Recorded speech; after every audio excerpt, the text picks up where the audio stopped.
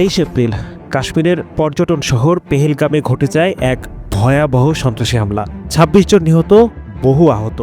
ভারত পাকিস্তান সম্পর্ক আবারও উত্তপ্ত। এই হামলার পেছনে কি আছে? এর পরিণতি কি হতে পারে দক্ষিণ এশিয়ার ভূ রাজনীতিতে? পেহেলগাম পর্যটকে পরিপূর্ণ এক পাহাড়ি এলাকা। হঠাৎই সশস্ত্র বন্দুকধারীদের গুলিবর্ষণ। নিহতদের মধ্যে ২৫ জন ভারতীয়, একজন নেপালি। টিআরএফ নামের একটি সংগঠন দায় স্বীকার করে। তাদের দাবি, কাশ্মীরে বহিরাগতদের সংখ্যা বাড়ানো হচ্ছে। তারা এর প্রতিবাদে হামলা চালায়। ভারত সরাসরি পাকিস্তান ভিত্তিক জঙ্গিদের দায়ী করে। নেওয়া হয়েছে একাধিক কঠোর পদক্ষেপ।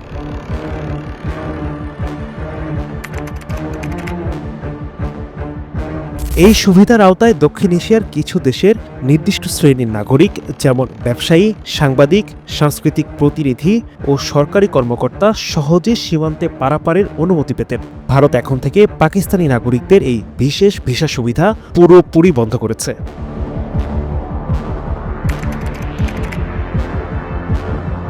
এই সীমান্ত ছিল প্রতিদিন সীমিত বাণিজ্য ও যাত্রী যাতায়াতের একমাত্র খোলা পথ। ভারত তাৎক্ষণিকভাবে এই পথ বন্ধ করে দিয়েছে। বাণিজ্য ও সংযোগে যা ভারতের পক্ষ থেকে একটি স্পষ্ট বার্তা।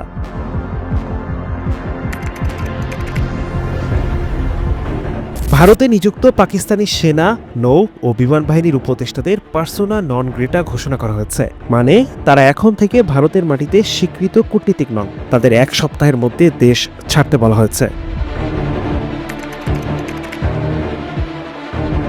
এই চুক্তি ভারত ও পাকিস্তানের মধ্যে পানি বন্টন নিয়ে বহু বছরের পুরনো একটি চুক্তি। ভারত এটিকে একতরফাভাবে স্থগিত করে, যা অঞ্চল ভিত্তিক রাজনীতিতে এক বিশাল বার্তা বহন করে।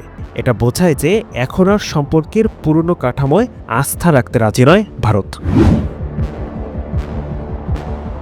পাকিস্তান এই অভিযোগ অস্বীকার করেছে। প্রতিরক্ষামন্ত্রী খাজা আসিফ বলেন, ভারত প্রমাণ ছাড়াই দোষ দিচ্ছে এবং ইন্ডাস চুক্তি বাতিলের অজুহাত তৈরি করছে। বান্ডেল থাকলে প্রতি সেনমানিতে টাকা বাঁচবে। বিকাশ সেনমানি বান্ডেল কিনে জিতুন প্রতি লেনদেনে। জাতীয় নিরাপত্তা কমিটির জরুরি বৈঠক ডাকা হয়েছে। আন্তর্জাতিকভাবে নিন্দা এসেছে। জাতিসংঘ, যুক্তরাষ্ট্র, যুক্তরাজ্য, চীন, সৌদি আরব সবাই এই হামলাকে বর্বরোচিত বলে আখ্যা দিয়েছে। হামলার পর হাজার হাজার পর্যটক উপত্যকা ছেড়ে পালায়। বাতিল হয় হোটেল বুকিং, বন্ধ হয়ে যায় দোকানপাট। কাশ্মীরের মুখ্যমন্ত্রী এটিকে মানবতার বিরুদ্ধে অপরাধ বলে অভিহিত করেন।